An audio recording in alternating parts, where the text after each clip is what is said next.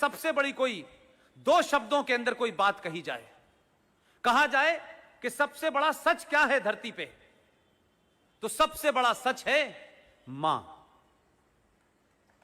मां ने मुझे अपने पेट में रखने के बाद मुझे जन्म दिया है, वो बदल नहीं सकती।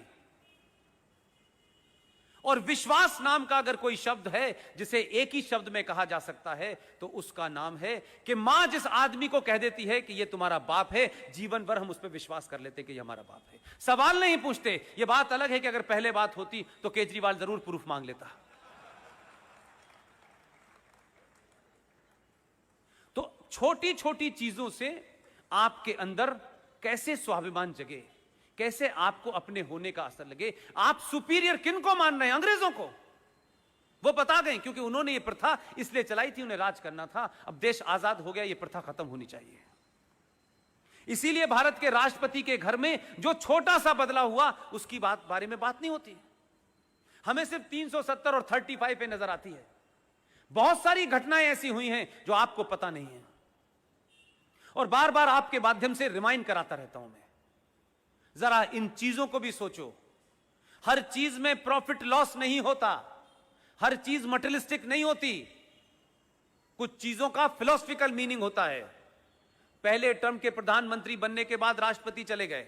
राष्ट्रपति भवन में जाकर उन्होंने पूछा कि भारत की पहचान के रूप में भारत में जितने भी विदेशी मेहमान आते हैं, जब आप उनको विदा करते हैं तो भारत की पहचान के रूप में क्या दिया जाता है?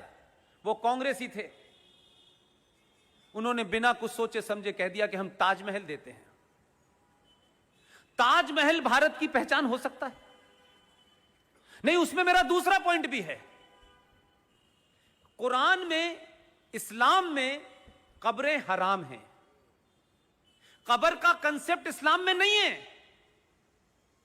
ये जो देश भर में जमीन घेरने और इस्लामिक दुकान चलाने के लिए और इस्लामिक आइडियोलॉजी को फैलाने के लिए ये जो कब्रिस्तान बने हुए हैं कि यहां इसका कब्रिस्तान है, वहां उसका कब्रिस्तान है, कब्रिस्तान का कंसेप्ट इस्लाम में नहीं है मेरे भाई।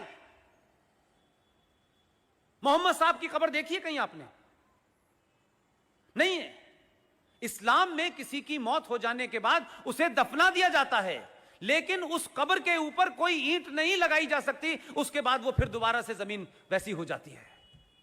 लेकिन भारत और पाकिस्तान और इस इलाके के अंदर Islam is not a religion, Islam is a political ideology to capture power. इस एजेंडे के साथ चल रहा है। यानी ताजमहल को आप कितना भी सुंदर बना दें, लेकिन उसके मूल में दो कब्रें हैं कि दो लोग सो रहे हैं, दो प्यार करने वाले सो रहे हैं, यह बताया जाता है। उस कहानी पर नहीं जाना चाहता कि वो प्यार था क्या था, मैं नहीं जानना चाहता, वो मेरा इशू नहीं है।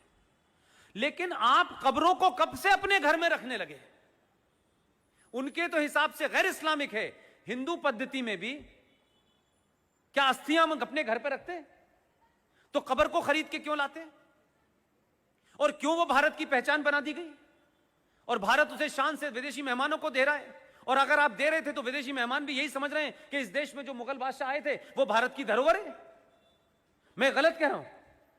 आप उन दौर के लोगों की कोई चीज देते हैं तो इसका मतलब है आप मानते हैं।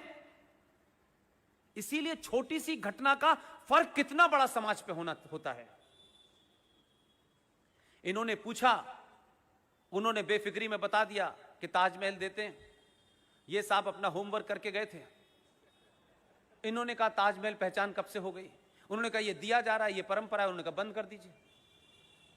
उसी दिन से एक फैसला हुआ। ये बहुत बड़ी खबरें नहीं हैं, लेकिन मेरे लिए बहुत बड़ी हैं, आपके लिए बहुत बड़ी हैं, कि ये जो दिन में रात में सरकारें चलती हैं, इन सरकारों में हजारों काम ऐसे होते हैं जिसका प्रचार 370 की तरह नहीं किया जाता।